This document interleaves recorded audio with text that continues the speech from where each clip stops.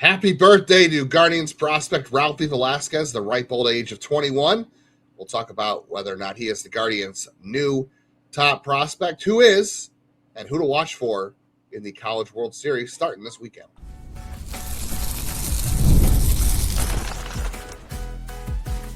You are Locked On Guardians, your daily podcast on the Cleveland Guardians. Part of the Locked On Podcast Network, your team every day. Happy Friday edition of Locked On Guardians. Jeff, Ralphy Velazquez turned 21 on Thursday. He celebrated with an RBI single. I think that's all he did on Thursday. I'm sure he got up to much, much more. We're going to debate whether or not he is the new Guardians top prospect. We're going to go through our list and re-rank and introduce some new players, take some out. Later in the show, we'll talk about the Red Sox series coming ahead with the Rally Cat in the background, who definitely is bringing some good luck here. And we'll also talk about what draft picks to possibly watch for this weekend, starting with the College World Series. This, of course, is Locked On Guardians, your only daily Cleveland Guardians podcast that covers your team every day from the majors, the minors, the draft, and everything in between. We're going to get into all that today. Handling the cat on the other side of the mic and video is Jeff Ellis, host of the show for 8 years. I'm Justin Lada, been here for 4 years. We've both been covering the minor leagues for the Guardians in the draft for the last 19 years. Jeff, I'm going to start with reading you a couple of data points where Ralphy Velazquez ranks in the minors, okay? Okay. Among players who are 21, because he is now 21, this is only a 21 or younger list. He is fourth in WRC plus in all players in the minor leagues that are age 21 or younger. The players ahead of him are in high A. He's in Triple A. And there's two players that are 20 years old ahead of him. One is, they're actually two Nationals prospects, Yermy Cabrera, who's got a 25% strikeout rate, and then Devin Fitzgerald, who has taken the world by storm this year a little bit as a prospect. The top one is actually he's tied with these guys, and Hector Osorio from the Rangers. So he's up there with a lot of guys his age. He's the only one, I believe, in AAA out of this group. So players 21 or younger to play in AAA this year. Nelson Rada of the Angels, because they promote everybody fast. Luis Lara of the Brewers, great organizational development. Max Clark, we know. Cooper Pratt, Ralphy Velazquez, and George Lombard. Those are the only guys 21 or younger, hitter-wise, to play in AAA this season. He is, what is he at? Doubles. He's 17. He's tied for 15th in doubles. He's in the top 20 at homers. I believe batting average, he's up there. I believe slugging percentage, he's up there. OPS overall, he's 7th at 963. Is this enough to make him the Guardians' new top prospect? Because next week, Travis Bazzana is no longer going to be a prospect. 150 at-bats to qualify or to graduate from prospect status. He's at 113 plate appearances. So I'm pretty sure by next week, Travis Bazzana will no longer be considered a prospect, Jeff. It's not for me. I gotta be honest. Like, the whole age thing doesn't really matter. We've kind of learned over the years that became, like a little bit overrated, just because a lot of teams did push guys at weird points. I mean, it's great. It's great that he's been successful enough to move up. The other side of the coin is a lot of players who, turned 17 in May of their senior years actually would have turned 17 in May of their junior year. So it also just kind of shifts in that way. Like, he's very young for the class, which is, I'm sure part of the appeal as well. But like, it just kind of limits where how big that group is that he can even compete with. So, it's nothing against him. I think, to me, he's the number 2 prospect in the system because of positional value matters. And I think the guy, who I have ahead of him is also playing exceptionally well this year, on top of just bringing a lot more positional value. It's not to knock, it's not to dunk on him on any way, because again, I'll point out, like, back when Ralphie was drafted, I had the highest board ranking of him as anyone did in that draft class. No one else had him in the top 25. So I'm a big believer. I am also a big believer in positional value, and Ralphie being probably at first base only. I'm just going to buy on someone who's doing also some good work. while bringing some more positional value overall. So there's only been 20 players this season who are 22 or younger that have played at AAA, and that one of those is Angel Genao. So he is part of a smaller group that's playing at AAA, which is good. So I know you're saying it doesn't value as much as it used to, but I still think it's worth looking at that there aren't a lot of people in that grouping this season. Other thing I'm going to point out too is on with Ralphy Velazquez, no platoon splits, 947 OPS against lefties, 971 OPS against right-handed pitching. So he's doing it against lefties and righties this year. He's only faced younger pitchers 5 times this season, which is normally, if those guys are facing him, that means they're pretty good because they don't get the AA under the age of 21 or 20. I have Ralphie ahead of him. I understand positional value. I think Genao's going to be a nice player. He might be a guy that's like you said, well-rounded, jack of all trades, master of none. Like, he's not going to hit for a ton of power. He has some good exit velocities because I've seen him hit the ball hard into the gap, especially in opposite field as a switch hitter. He can plug the gap with a line drive very well for a guy his size, which, by the way, I know some places still have him listed at 5'9". He is definitely no longer 9. He has pulled out his frame quite nicely. He's still going to play short. He has the best arm of any infielder in the position in the organization not named Gabriel. It's pretty close. I know he's got speed, and again, he's a switch hitter.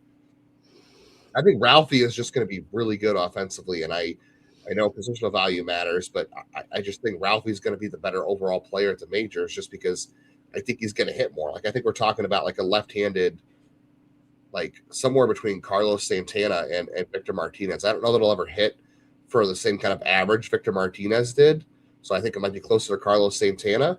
But like, I think we're talking about a guy who has an OBP in the mid 300s with 25 to 30 home run power, as long as he gets to all of it. I mean, Santana didn't always, and like I know people are going to look at Ralphie's average and say, oh, he's hitting, whatever at AAA, or he's hitting over 300 this year. I think that'll probably even out a little bit when he gets to the majors, whether that's September of this year somehow or next year. And he's also rocking huge BABIPs in the advanced minors, which are not a positive. Like in the lower minors, that's a positive sign of future development. In this case, it's showing that I don't know. I mean, 389 at AAA is ridiculous. 360. Yeah. Those are a little bit higher. Like if you tell me high. If you say 340 if you told me 340 or 340 is like Aaron Judge level. He's never going to be a 340 guy. Like you're probably hoping not at the majors. No, I'm not saying the majors. He's not going to carry the majors. No, but I'm saying if you told me 340 in the minors. I think he's probably, he's an interesting player from the perspective of like if you're doing traditional scouting grades, he's probably more of like I know you're not supposed to, a lot of people get annoyed when you say half grades, but to me, he's like very much classic, like 55 hit, 55 power, which is kind of like, as you said, what Santana was. And, maybe he surprises, he can get stronger, but he's also not like a huge yoked out guy. He's a 6'1" player. Doesn't have kind of some of that size to maybe. I think he's pretty big. Last time I saw him in person, he was pretty. Yeah, I mean, I don't think he's like Bazzana feels like physically maxed. I would say Aaron Walton's physically maxed. I don't know. Yes. Like he's a strong kid. Don't get me wrong. I'm not saying it, but I feel like maybe he can tap into a little more strength. But he's a pretty well. There's still projection there for sure. I still think there's a little bit, but yeah, that's what I'm trying to get. So it's like maybe he surprises. Maybe he grows into a 60 power and a 55 hit or a 50, even if it's a 50 hit. But I mean, there's definitely a world too where he gets to 60 and. Then he would be the top player in the system. I just lean into kind of looking at the full package. There is a degree of the debate here. I think we'll be having not just with these two players, but kind of like the Kurtz Bazzana debate to a degree. Like, like, there's some similarities in those arguments and debates. And the nice thing is they're both fantastic prospects. They're clearly 1 and 2 in this system right now, and they're both in AAA and both could conceivably be options at some point this year. Genao's already on the 40, and Ralphie, if they don't have to add him, but he might force their hand, especially if Hoskins or Manzardo gets hurt, or if someone really falls apart in the second half. Like he's just sitting there. The break break glass in case of emergency. And I don't think, people will tell me I'm wrong, I'm sure, but I don't think there's a wrong choice. Like, if you want to put Ralphie one, I get it. I understand. It makes perfect sense to me. If you want to put Genao one, like, I get it. It makes perfect sense because I think both sides can see the argument of like positional value versus which one is the better pure hitter, better hitting package, maybe is the way to put it. It's like, yeah, you can look at all that. And I think it's nice to even have that. Like, we've graduated to Lada and Bazzana, and we still got two really good guys sitting there at AAA ready to help this team out. Like, that's fantastic. Yeah, it's really nice to be able to talk about top prospects. I mean, I remember I had Khal Stephen as my number 2 coming into the year behind Bazzana, and now we're talking about 2 hitting prospects. And there's other guys that have graduated, and there's other guys who want to move up. There's other guys we're going to move down. We're going to talk about those players. We're going to talk about who to watch for in terms of Guardians draft picks in the College World Series that starts this weekend.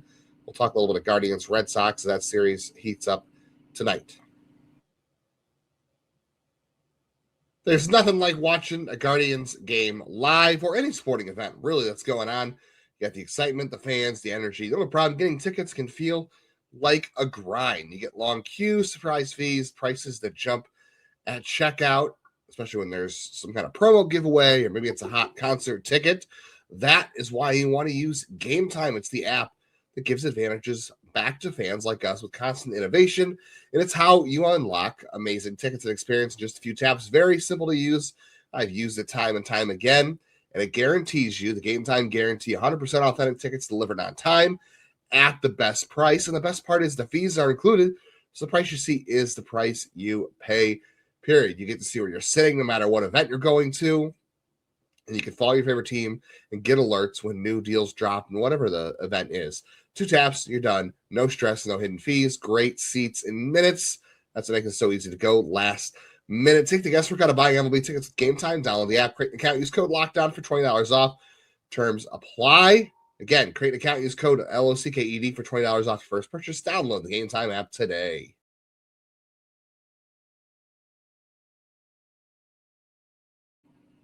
If you want ad-free episodes of Locked On Guardians in your audio feed every single day, if you want access to our private Discord server to chat with Jeff and I, other listeners of the show, other fans of the Guardians, as well as fans and hosts from other shows across the network, check out the Everydayer Club. You can get a 7-day free trial right now by going to lockedonguardians.supercast.com or check the link in the show notes. All right, so Jeff, since we did our preseason top 30 prospect list, 3 players are out of the list now. Chase Slaughter has graduated. Parker Messick has graduated. Peyton Paulette is no longer a member of the organization. Plus, he previously graduated too. Mm-hmm. And sometime this coming week, Travis Bazzana will also graduate off that list too. I'm 100% with you. I think if you want to say Genao is 1 and Ralphie is 2, I can agree with that. I have no qualms about that. I mean, I do think Ralphie's going to be more of an impact, obviously, on the offensive side of the ball. So I have no issues there. The question is, who are you moving down? Who's moving up? Because I'll go through the list here.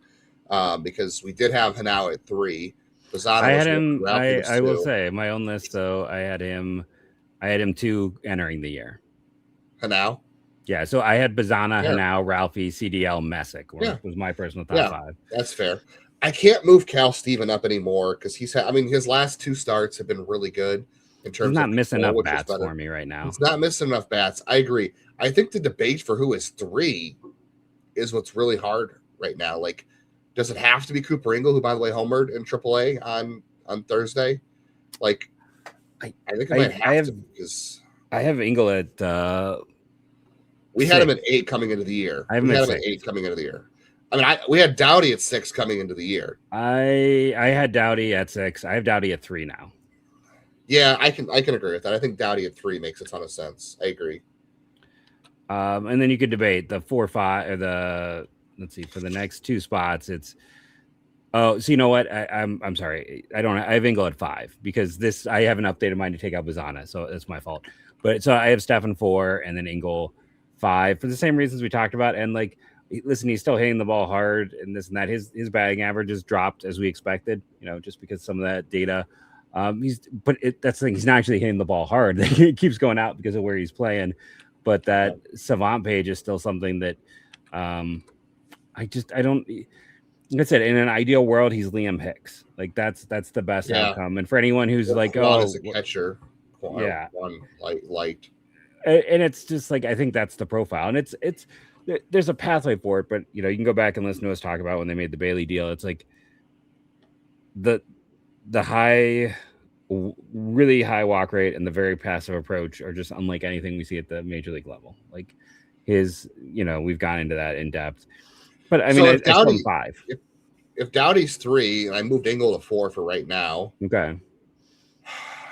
How high can you move? I guess Churio's got to move up. He's been good enough this year to move up. I have Churio. So my personal list, Churio 6. So I'll just say this. Here's my personal list.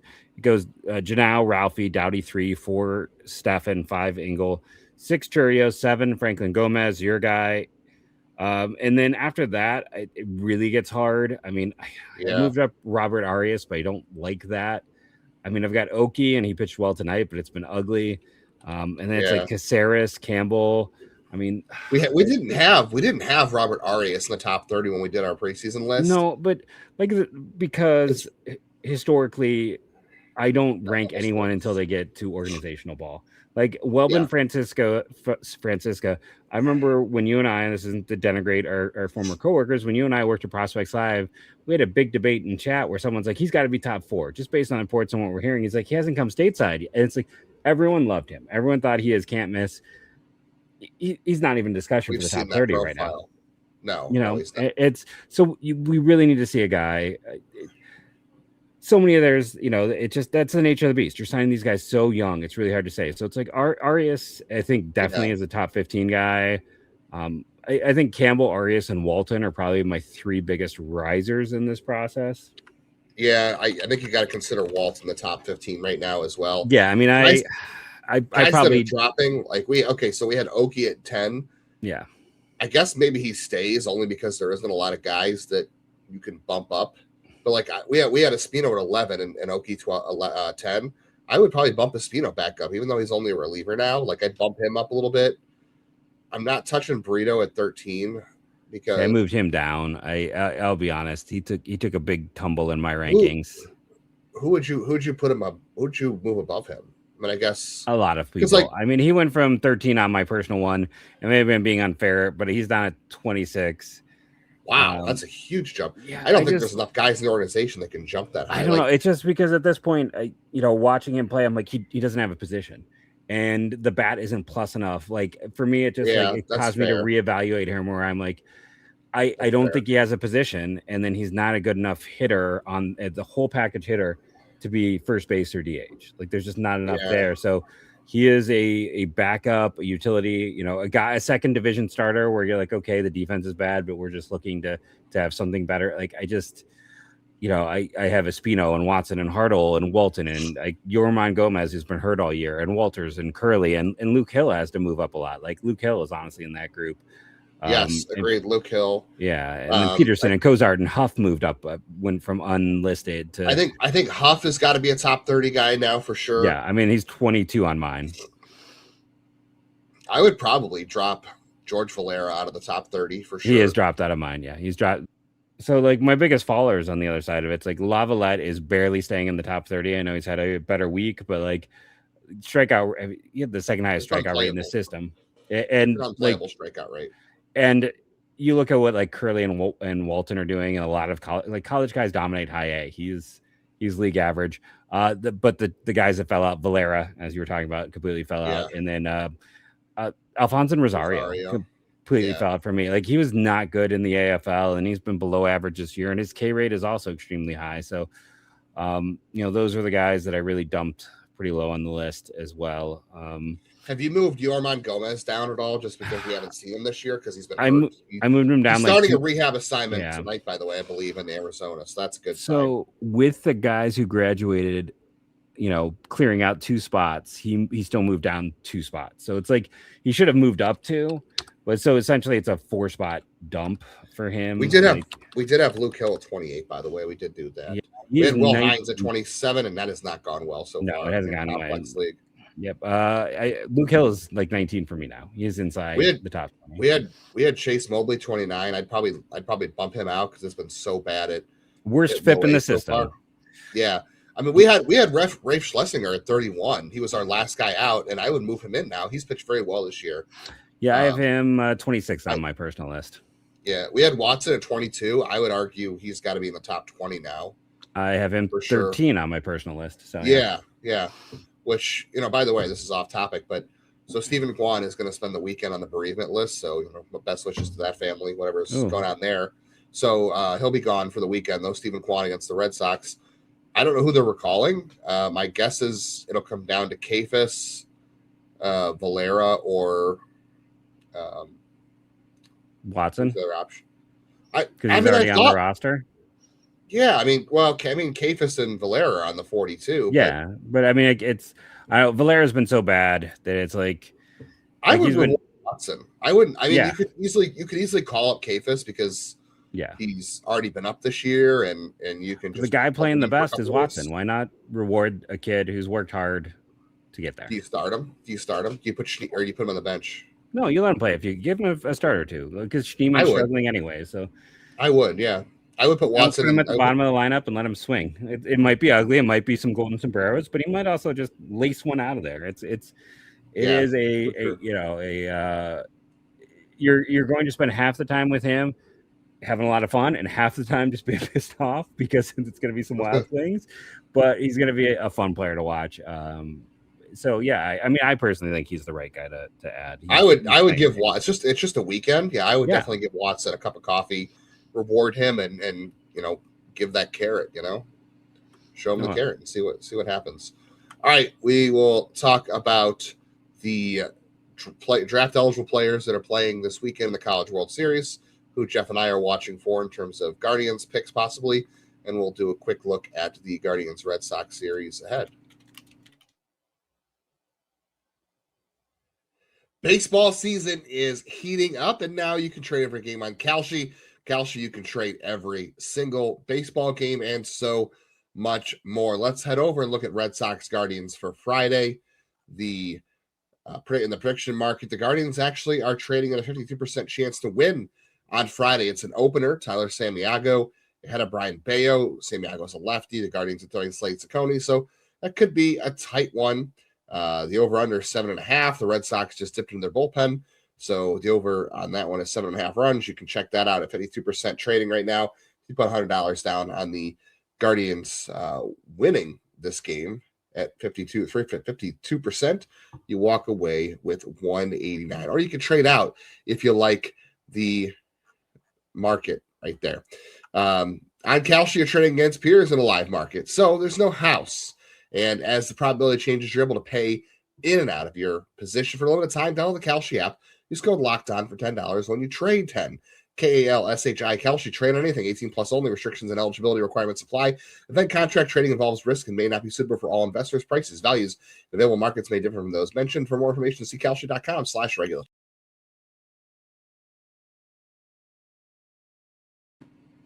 Check out the Locked On channels all across. Hit the bell on YouTube for our channel as well. Jeff is distracting here with behind the scenes chats.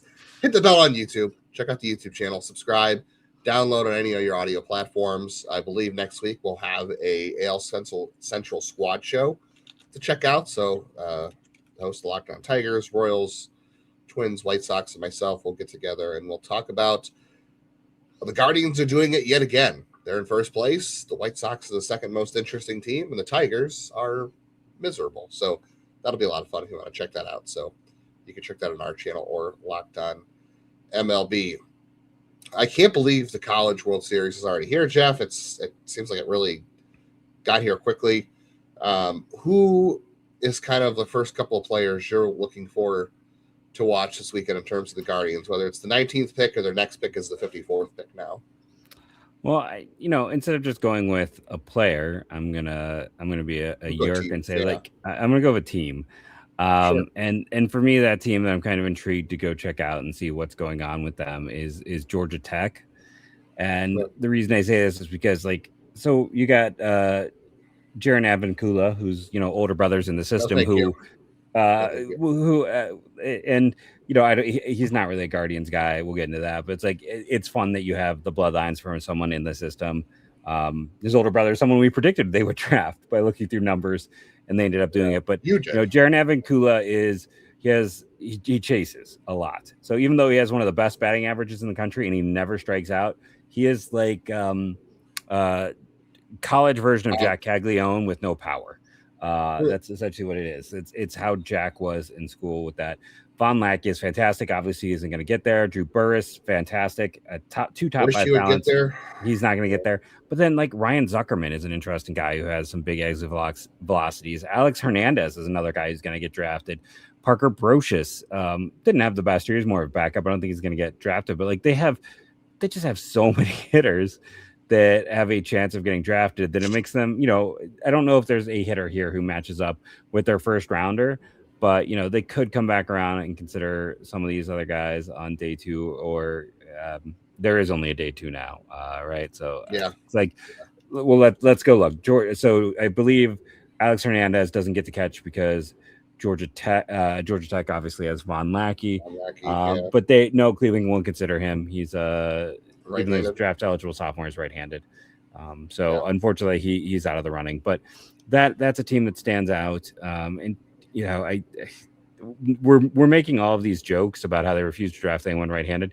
So maybe they will finally break down and draft like Texas's Aiden Robbins. But we didn't see them taking Lavalette last year, so maybe they changed this year. Who knows?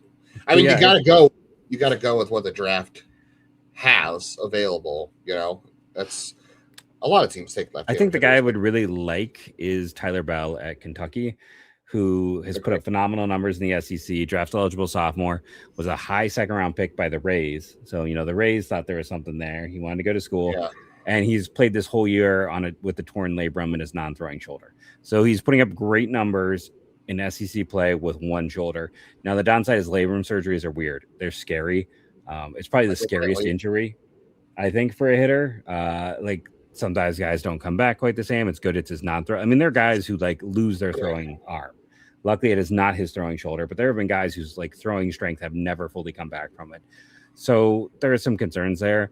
And I'll say it again. I know people are like, oh, not a shortstop. This organization has no good shortstops after an hour.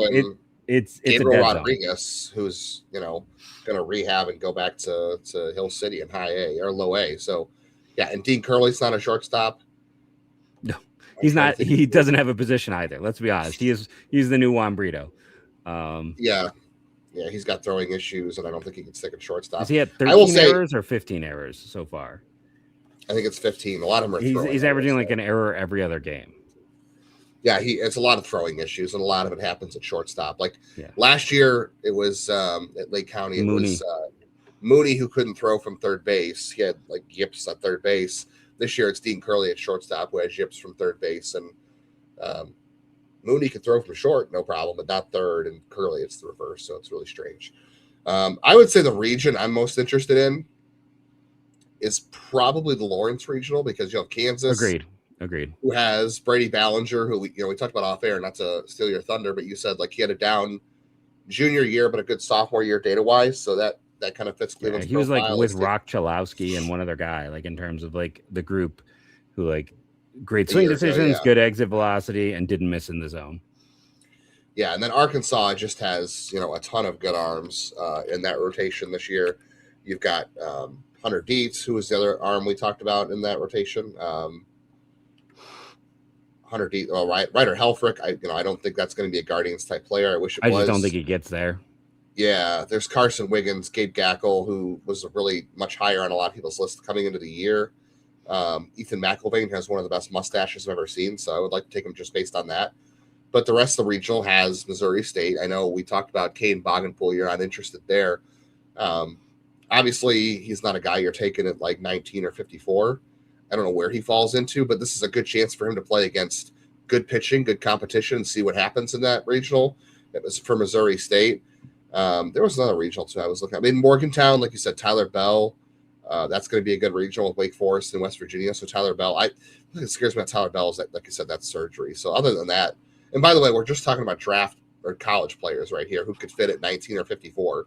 And so then, they could still take a high school player, but we're talking about yeah. college guys right now. And I think the other one to look at is Tallahassee. Shout out to Everyday or Anthony. So like there's a world where Fluky falls. Now it's not very likely, but there's a world where he's at Coastal Carolina where he slides because you have so many. The depth of this draft is college and prep arms, and he's there. But Florida State, Trey Beard is interesting, but more like Wes Mendez has a lot of Parker Messick traits, and then we've talked about like the Jay Slavalette, Nolan Schubart of this year's class is Miles Bailey, who's hurt. He's another draft eligible sophomore.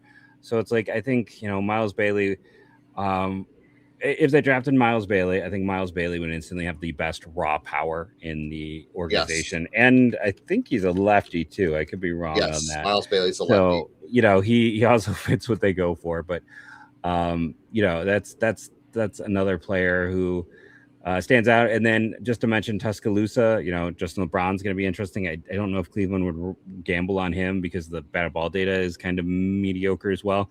But they have a history of drafting Oklahoma State pitchers. Just kind of thinking about like that Oklahoma State team, I'm going to get myself in trouble. But I feel like, isn't that where, why am I blanking on the left-handed, one of my highest rated players to get to college was Johnson, a pitcher who I think went to Oklahoma State, not Oklahoma. Watch me get this wrong. But I also say like Colin Ritchie is like an interesting guy. And in terms of like batted ball data, Alex Conover really stood out, did a lot of things really well this year. More of a day two guy. So is Colin Ritchie. And why can I not figure out how to turn this into pitching? God, that's annoying. Why don't you talk while I try to figure out my Well, I'm going to be watching the Chapel Hill Regional because I like Tegan Coons a lot at 19 for Cleveland. I really like him, and they're going to place North Carolina at Chapel Hill. ECU's in that regional, and ECU's a tough team. VCU's also had an interesting year too, so I like the idea of seeing Tegan Coons in that regional too. So that's a guy I got my eye on at 19. I don't know where is Auburn hosting a regional? Yeah, I think they are hosting. Yeah, Auburn's got a ton of pitching in there. Yeah, the Auburn regional, but they're hosting UCF and NC State and Milwaukee, so it's like they don't have the toughest regional there. And I was wrong. It's Cam Johnson was the pitcher, and he was at Oklahoma, not Oklahoma State. Yeah, I get my really good start to the season, and then tailed off. Yeah. All right, let's quickly preview the matchup for the Red Sox and the Guardians for the weekend. So, as you heard me say earlier, the Red Sox are going with an opener. It's Tyler Sammartino tonight, behind in front of Brian Bayo versus Slade Ciccone. So, of course, Sammartino's a lefty, and the Guardians will have to roll out their left-handed lineup and just not fall into the trap. Brian Bayo has been awful this year. He has given the Guardians problems in the past, so hopefully they won't have that issue, but he has been pretty awful this season.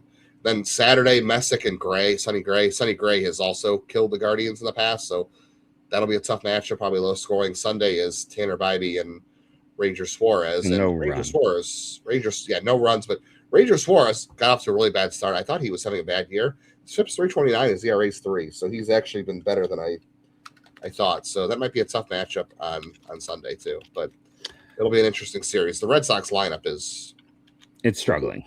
It's pretty bad. Yeah. So this could be a good matchup for the Guardians.